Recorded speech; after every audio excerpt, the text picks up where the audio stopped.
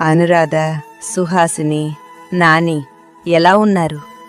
మీరు బాధపడకండి. మీ ఆరోగ్యాలు జాగ్రత్త. నేను ఎప్పుడూ మీతోనే ఉంటా.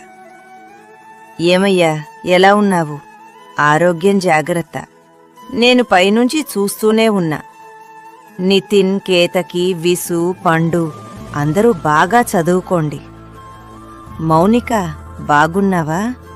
అత్తయ్య లేదు అని బాధపడకు. నేను మళ్ళీ వస్తా. ఎప్పుడు ఈ ఇంటి బాధ్యత నీదే మౌనిక.